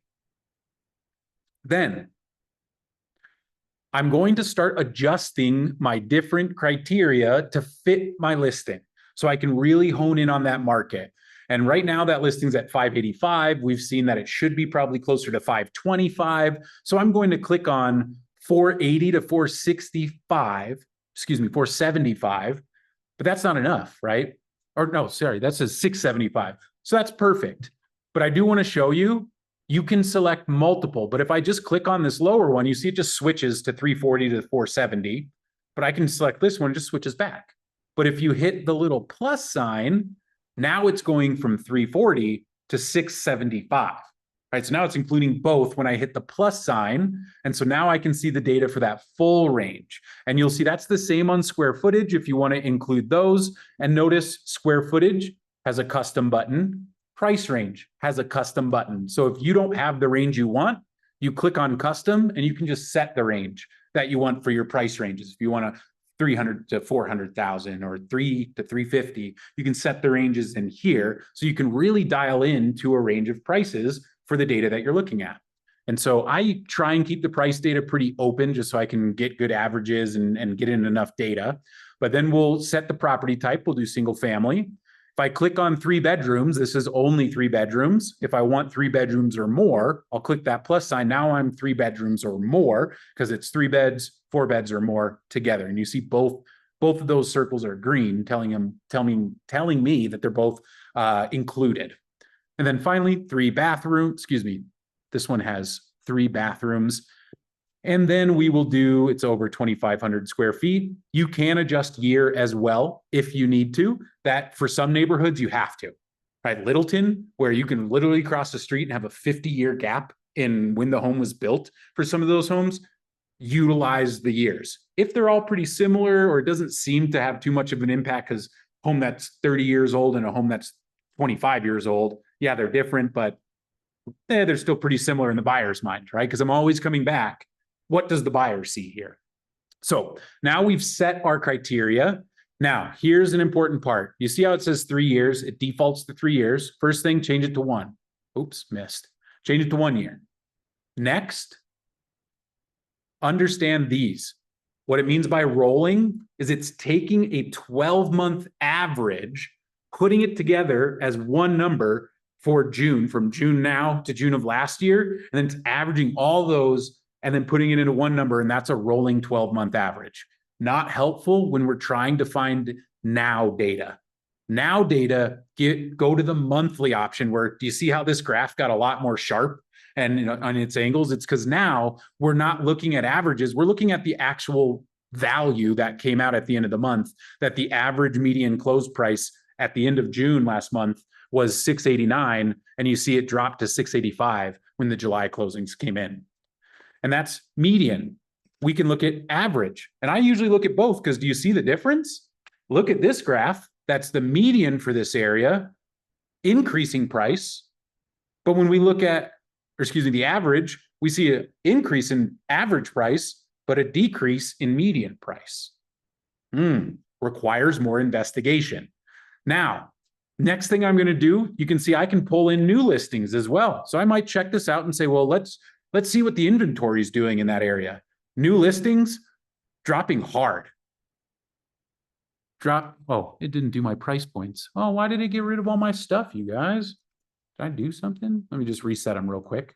Boop. We'll do, oh, I should have adjusted them, but I don't want to waste you guys' time. We're getting close to the end here. Single family, good. Okay, so new listings, a lot of competition has come in. They went from 15 listings to 24. That's good information for me to know. Right? If I have now 24 more listings on the market, that means more options for my buyers, which means I need to stand out across even more. So I might look new listings, active listings. These are just actives, not new to the market, but we see that active listings went up. Let's look at pending listings. Huge jump in pending listings. That's good. That's buyer interest in the market. When pending listings go up, that's telling me we have a good, strong buyer interest. Also makes sense for more listings coming in, more buyers being interested. So those numbers, they look good. Closed listings. This is one of the most important ones, because when I look here and I see that the data we're looking at across this whole thing is off of 9 listings, and 9's not bad. 9 is in the range where I want it to be. When it comes in, and you'll see if you pull like some data, you'll be like, there was 1 listing closed. And that's what the average for the area was set on, was 1 listing. And if, the downside here, I wish you could like click on this box and it would open up the 9 listings that's closed so you can see them and see the stats.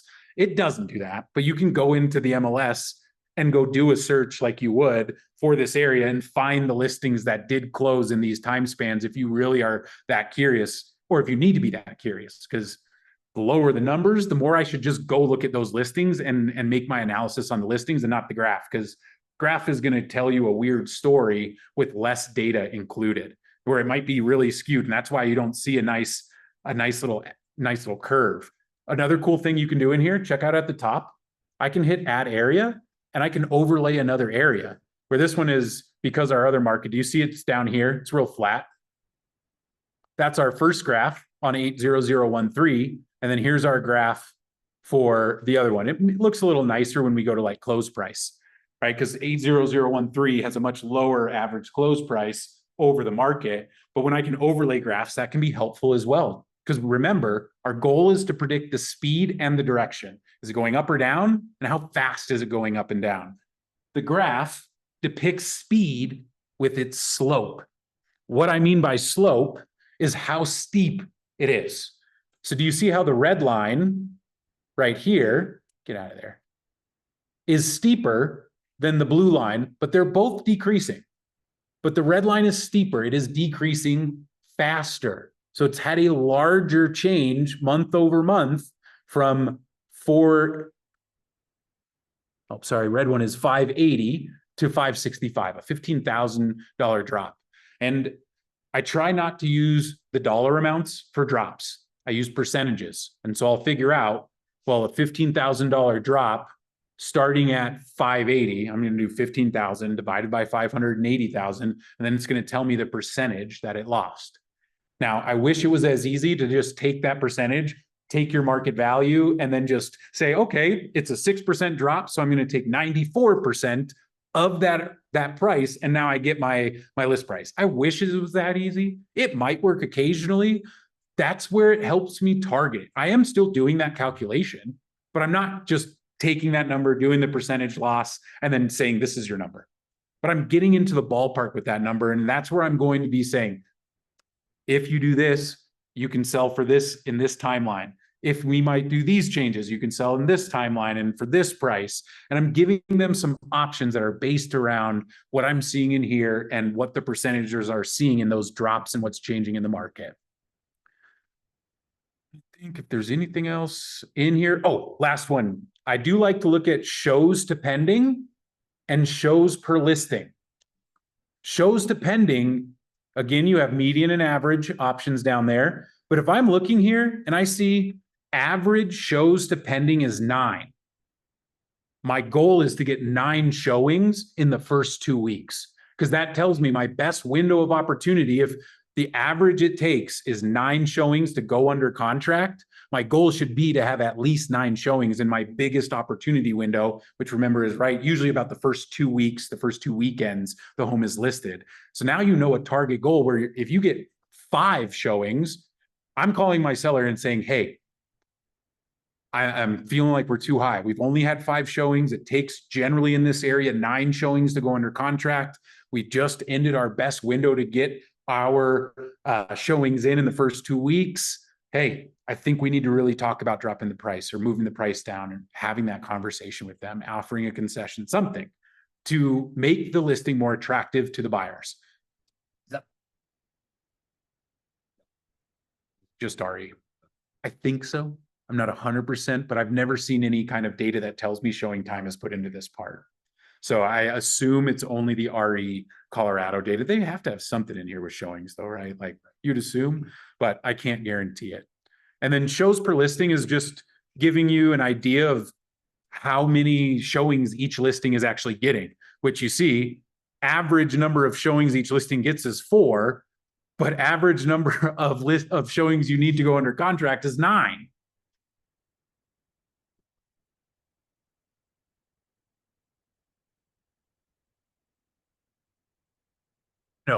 No, the smallest we can go is monthly. Yeah.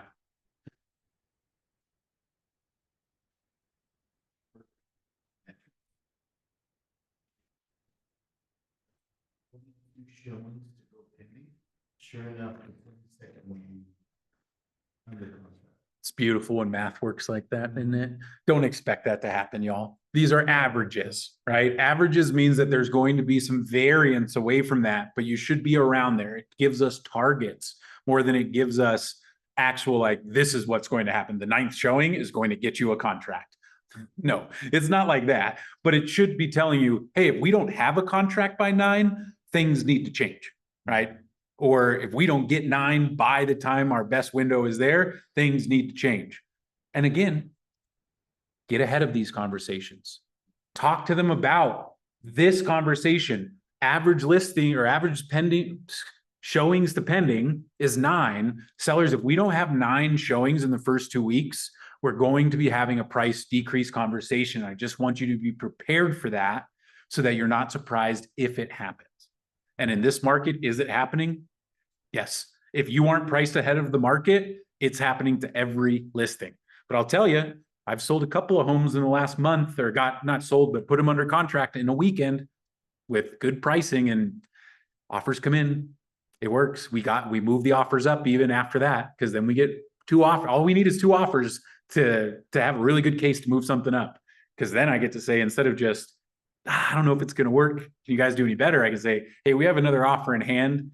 Can you guys do any better? They're here. Can you get above that? Can you make anything else more attractive for my sellers? Because remember, price isn't the only thing when I'm negotiating 2 offers. Timeline, inspections, all that stuff is on the table. Negotiate for your sellers. Give yourself a chance to negotiate, because none of you can negotiate with another agent or a buyer without a contract. And all of this is built around, get the contract to them. They can say no to the offer. If they list lower than they want, they can always say no. Now you can decide if you're going to charge them for that commission or not. if they get that offer and say no to, because that is what our contracts say, is that you're owed a commission if they receive an offer at the list price. I just tell my sellers in this market right now, we amend the contract to say that we're not going to do it. That we're going to price your home where it's going to sell, and we're going to sell it, and we're confident in it so much that we'll remove that clause for you, right? Do what you feel comfortable with. I'm not telling you to do that. That is what we do to solve that problem right now.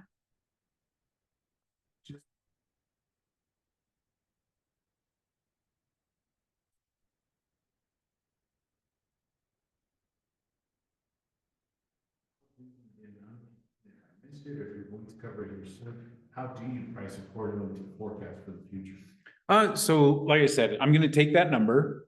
So if it's 5%, I take the value I think the home is worth, and I multiply it by 1 minus that 0.05, right? So I end up getting 0.95. So I multiply 0.95 times the price. That gets me what the 5% drop would put us towards. Now that may or may not be what I tell them the list price is, but that's going to get me in the range of where the market should be in a month, if the trend continues. Because as we've seen, from May to June here, the market went up. Could that happen in July? From July to August, could it go up? It could. I don't think it will. All the data tells us the July data is the real stuff where I'm like, whew, that's a hard, from where, look at the rise, how very not steep the slope is. And then the steepest change happened from June to July, and that change went down. And that red line is the overall REcolorado market. That's telling me the market is on its move down. And so I'd be confident pricing further ahead of the market at a faster speed. But again, if their timeline is longer, I'm not going to be as aggressive on pricing ahead of the market. If their timeline is shorter, I have to be aggressive to get that buyer interest right away so that we can get offers in. Because if their timeline is like, hey, we got to move, we already moved, right? There's a lot of clients, they already moved. They're like, we got to sell this home. We already moved. It's like, all right, let's price it to move.